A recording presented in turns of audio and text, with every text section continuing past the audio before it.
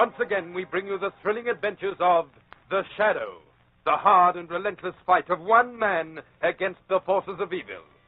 These dramatizations are designed to demonstrate forcibly to old and young alike that crime does not pay.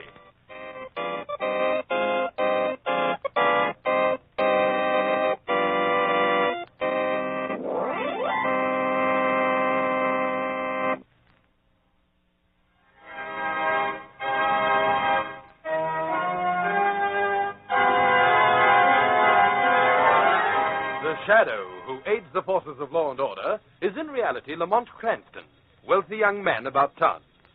Years ago in the Orient, Cranston learnt a strange and mysterious secret. The hypnotic power to cloud men's minds so they cannot see him. Cranston's friend and companion, the lovely Margot Lane, is the only person who knows to whom the voice of the invisible Shadow belongs. Today's drama, The Brief Fame of John Copper.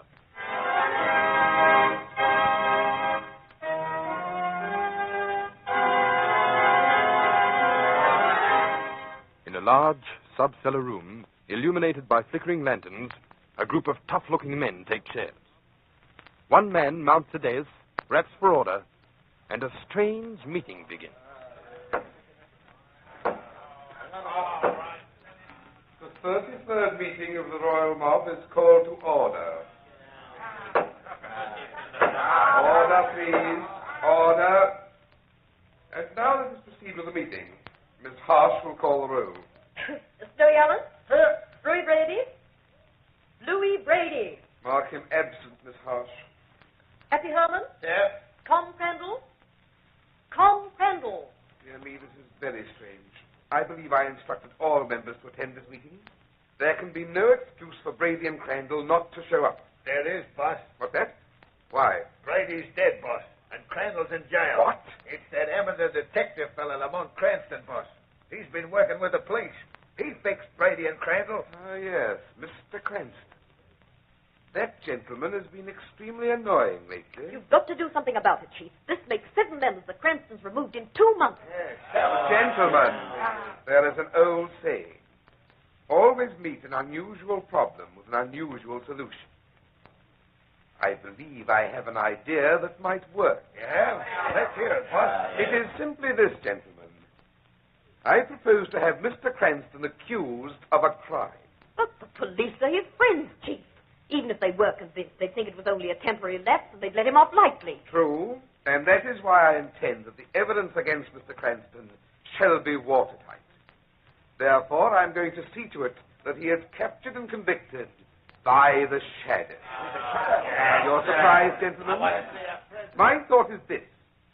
Even if the police help Cranston, when it reaches the ears of the Shadow, he will see that he pays the full penalty. The Shadow has always menaced crime. Now let him help us. You can't do it, boss. Mr. Happy Herman has the floor. You're not in your right mind.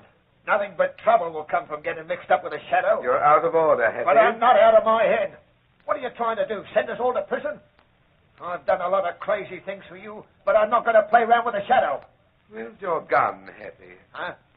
What are you talking about? We always have to leave our guns outside. You know that, Chief. Yes, Happy. But mine isn't outside. No, boss.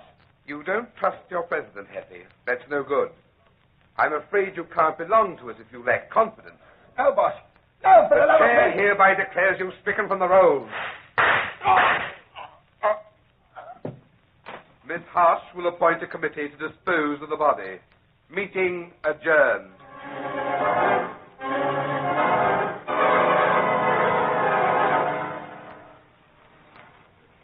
Oh, what a lovely day for a run in the car, Lamont. Where are we going? Well, I thought we'd drive through the park for a while, and then we can go and have tea with a friend of mine. Not Commissioner Weston. I can't picture him drinking tea. No, it's someone you haven't met, Margot. He's a delightful chap. Polished, suave, connoisseur of arts, literature, and fine living. Really? What's his name? Robert Stone. Robert Stone, eh? He sounds like a fascinating man. Yes, he is. I've met sophisticated men of the world, but nothing to equal Robert Stone. I'd call him the epitome of civilization.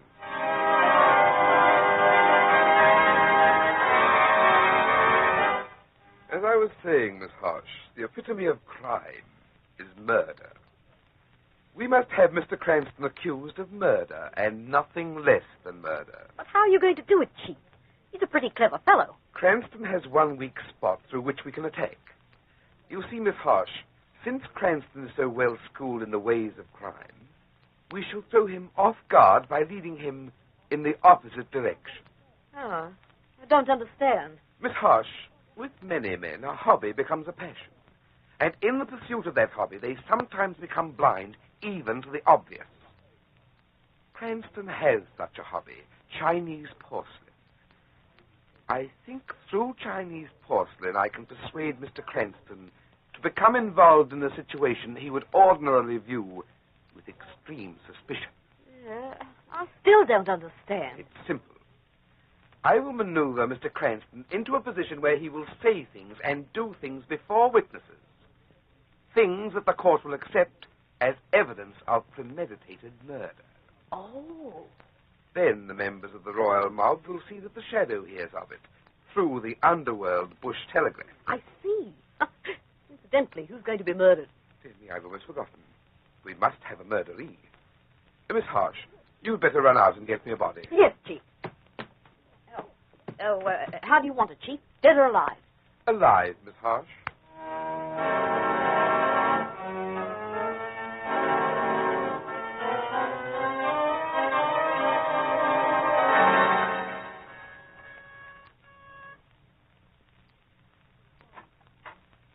Lamont, come in. So glad you could come. Thanks, Bob.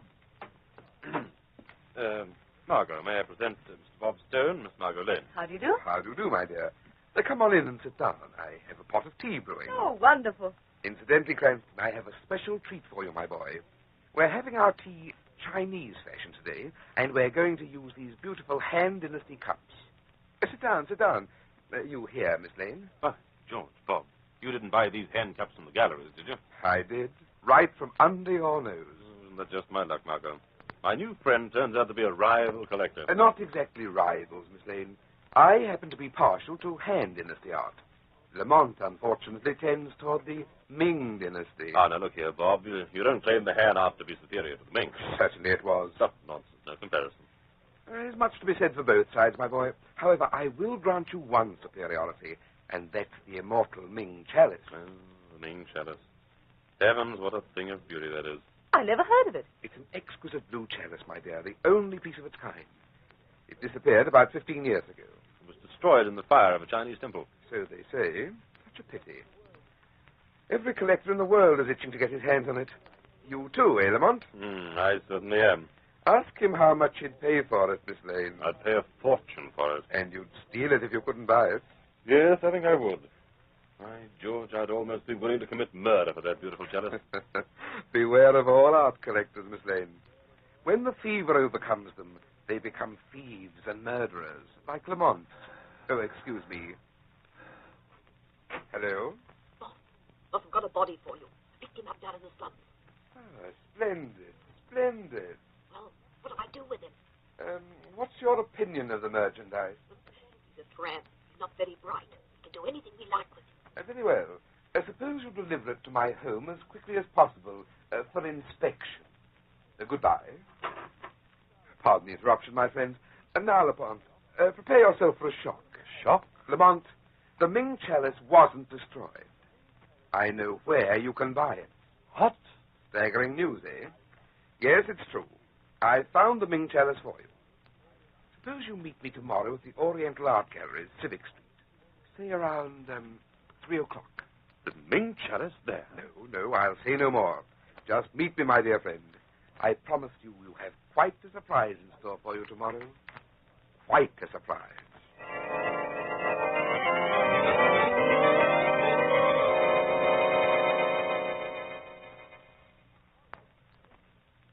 All right, Chief. Everything's set for this afternoon. You've had the empty store at Civic Street stocked with my collection? Yes, it looks like a genuine art store.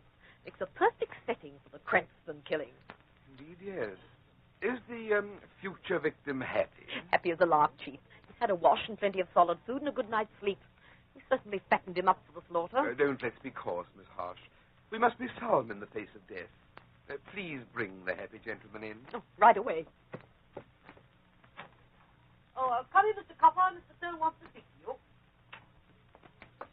Mr. Stone, you're awfully nice to an old man like me. I got to thank you. Nonsense, my friend, nonsense. Frankly, I did this because I want you to do something for me. Oh, what? Help me play a practical joke on a friend. Suppose we go along to my shop in Civic Street, and I'll tell you all about it. I'll be glad to help you any way I can, mister. Only I must warn you, I haven't much humor inside of me. I've never been able to see a joke. Ah, but you will when I tell you, Mr. Copper. I pledge you my word. It'll kill you.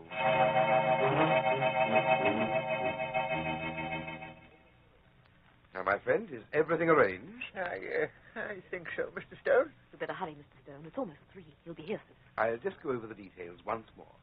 You pretend to be the owner of this store. When my dear friend Lamont Cranston enters, immediately fly into a rage and pretend to threaten him with this revolver. It isn't loaded, is it? Only with blanks. Do everything you can to frighten him. It's rather dark in here. He won't be able to see that you're pretending. Yes, I understand, Mr. Stone. The whole idea is to frighten him to death. Miss Harsh and I will be concealed behind these curtains. Watch. Mr. Stone, quickly. I can see Cranston driving up the street. Margot Lane's at the wheel. Right. Cranston's getting out. Lane's going to park the car. Splendid. That will delay her just long enough. All right, we'll hide now. The joke's just about to begin.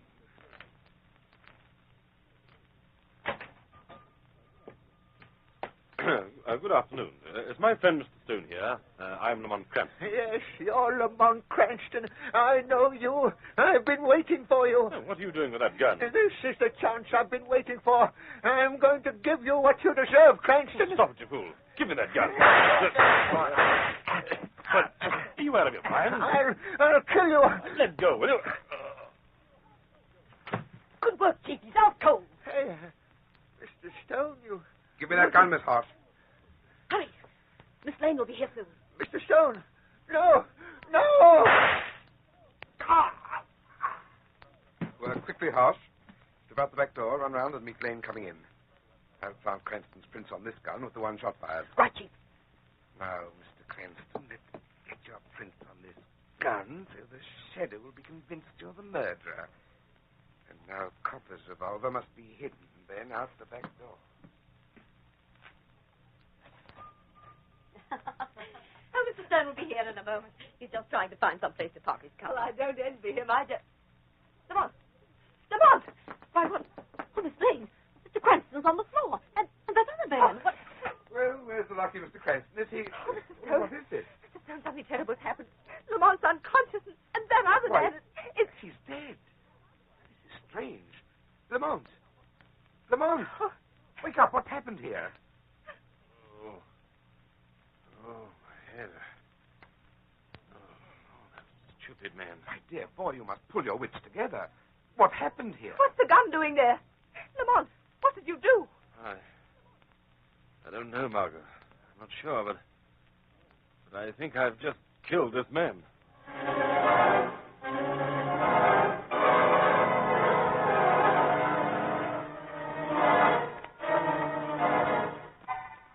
It looks as though Robert Stone's evil plan will succeed, but the Shadow is certain to take a hand in affairs.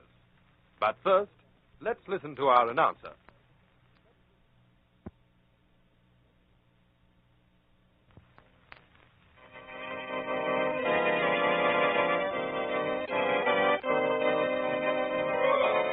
And now, back to the Shadow. It is some time later. The police have been notified of John Copper's death, and we find Lamont Cranston, Margot Lane, Robert Stone, and Miss Harsh in the office of Commissioner Weston at police headquarters. Cranston, I want you to understand something right from the start. Because you're a friend of mine, I'm going to be harder on you than I would on anyone else. Now, you were found in that store with the murdered dealer. He was shot dead with a gun lying close to your hand. Evidently, you'd been in some kind of fight with him. Now, I want you to answer me truthfully. Did you kill him? I don't know. Believe me, Commissioner, I don't know. Ah, you don't know. What sort of an answer is that? Don't you understand? There was a fight. I was knocked out. Perhaps I killed him. I don't know. Why were you fighting? Well, I don't know why. I've never seen him before in my life. Ah, well, then why were you down there? It was the being jealous. Quiet, Miss Lane. But it was... Don't say anything. Now, just a minute. I'm still police commissioner, Mr. Stone. I'll tell the witnesses what to say. What's this about a Ming chalice? It's a rare work of Chinese art. Lamont was very anxious to buy it. Don't say it, Miss Lane. Don't say what? I... I'm talking to Mr. Stone.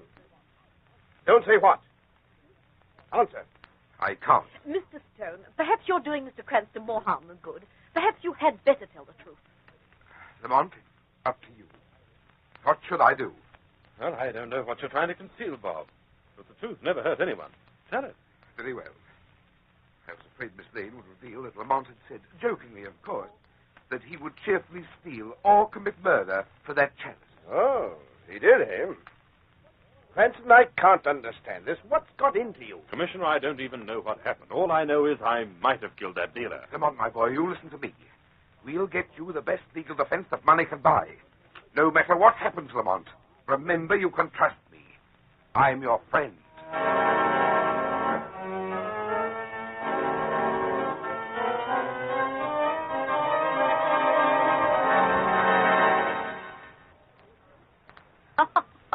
You played that scene beautifully, Chief.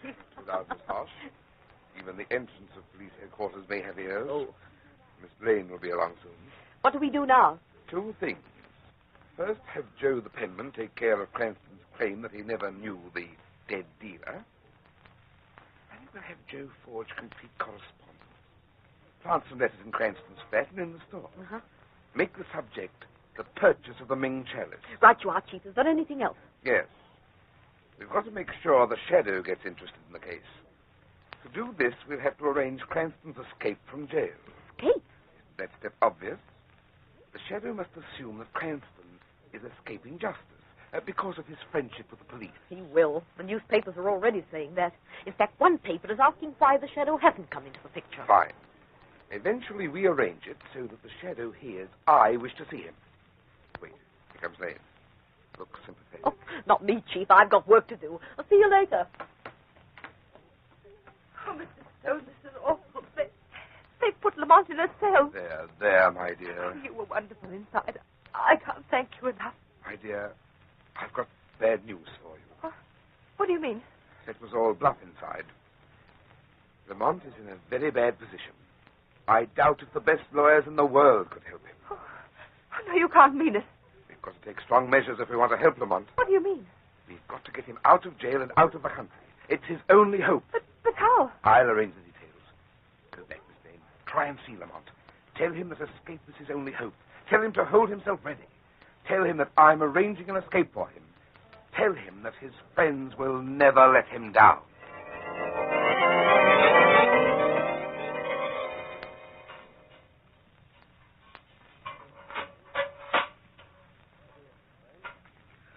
He's right here, Miss Lane. Now, remember, you've only got 5 minutes. No longer. Thank you. Margot. I'll be back in 5 minutes. Lamont, Oh, you shouldn't have come back, Margot. This won't do any good. I had to. Lamont, listen to me. I've got a message for you from Bob Stone. Yes? He says he's going to arrange an escape for you. He wants you to get out of the country. He says it's your only chance. He's right, Margot. I've got to get out so the Shadow can get me. Margot, Yes, Lamont. I want you to help me now. Oh, I'll do anything, darling, anything. Scream for the guard. When he gets here, tell him I've escaped. Then the shadow... Yes, Margot. When he opens the door to let you out, the Shadow will leave too. Now go ahead, yell. Right. Help! Help! God! Help! For heaven's sake, what's happening here? Stop shouting, lady. Lamont Cranston's escaped. You left the door unlocked and he escaped. Are you mad, lady? I'm not. He locked me in and then escaped. I don't know what the idea is, but that smart Alec's probably hiding under his cot. I'll teach him. Lots of clever ones try that. Come on there, Cranston. Come on. Holy mackerel. This place really is empty. You see, I told you so. Yes, but how am I going to tell the commissioner?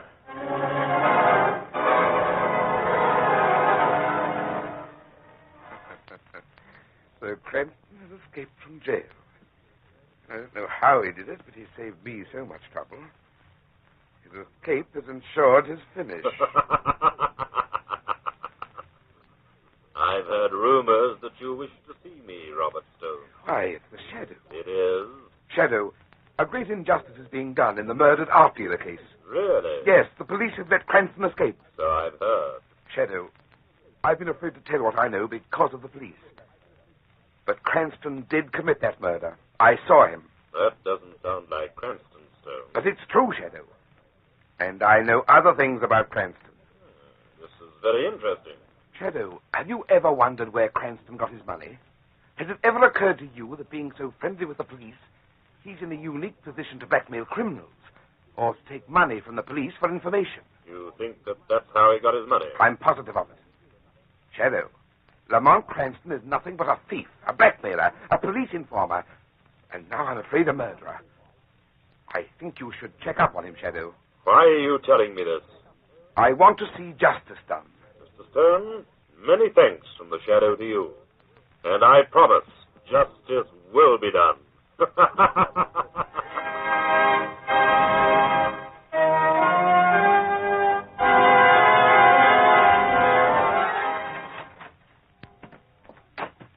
Is that... Oh, Lamont. Yeah, take it easy, darling. I had an idea you'd be waiting for me in your flat. Oh, where have you been? Having a very interesting talk with Bob Stone as the Shadow. Listen, darling, you've got to act quickly. I've just spoken to Commissioner Weston. The case looks worse than ever. They found out you were lying about not knowing that dealer. Lying? Yes, they found letters in your flat and in the store. I might have expected that. And the gun that killed him. Now, what about it? Well, they found your fingerprints on it, sharp and clear as crystal. You're sure of that? On the .45 revolver? Yes, I'm sure. That's the best news I've had in a long time. Lamont, why? Because that's the proof which will clear me. I don't understand. You'll understand when I tell you that my very dear friend, Bob Stone, is behind this whole scheme to ruin me. Oh, no. And what's more, I'm going to sheet the whole job home to him by tying a can to that lovely devil of a secretary, Miss Harsh.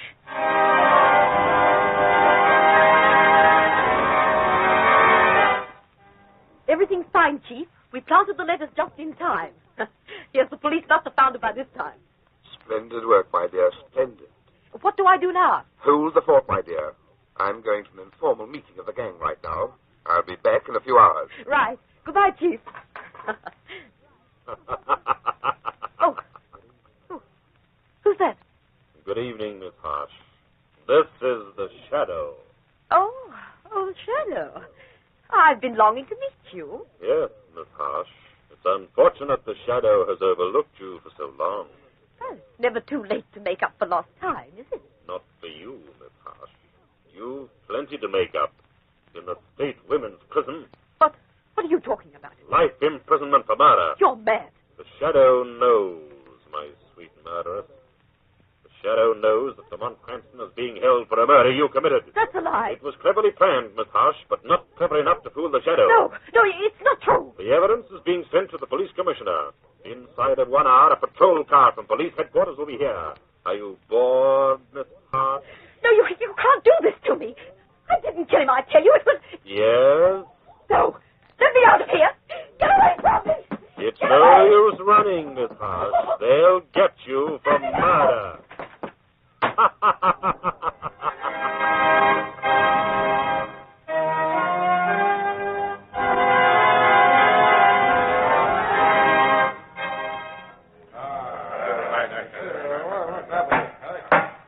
Take your seats, gentlemen.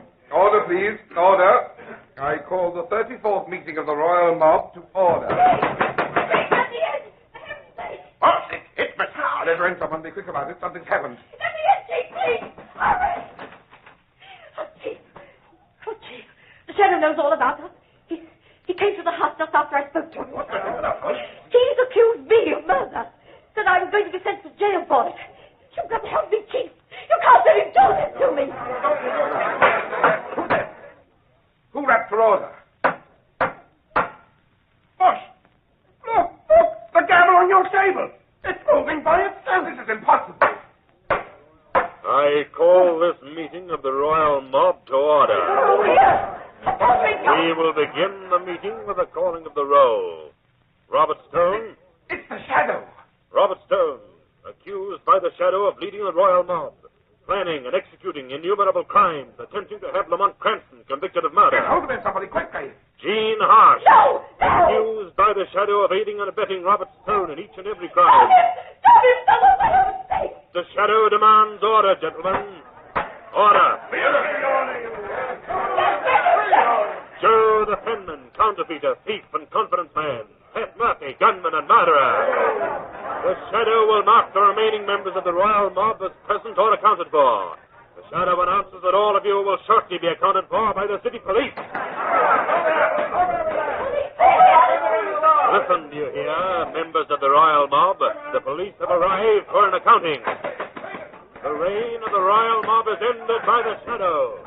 Gentlemen, your meeting is adjourned.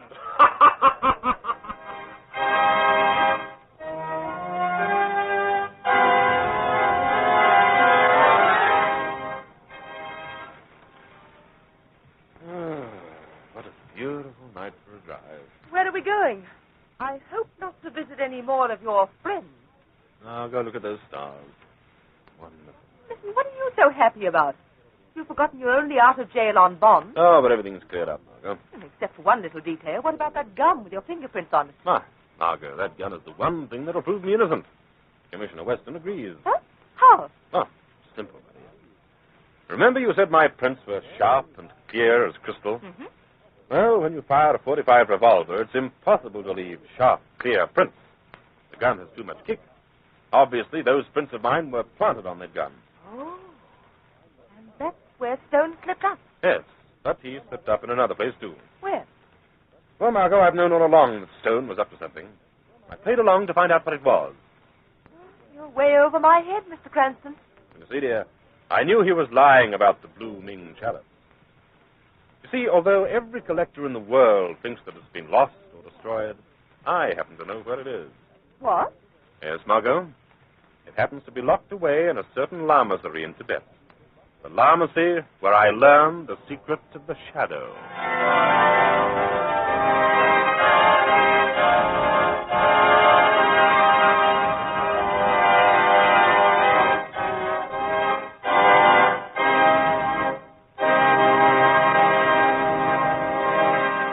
In a moment I shall return with more news of the shadow. But first, your announcer.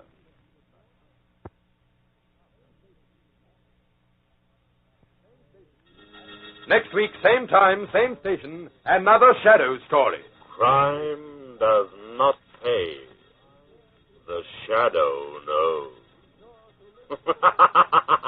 Be sure to listen. This feature was produced by Reg Johnston for Grace Gibson Radio Productions, a masterpiece of suspense.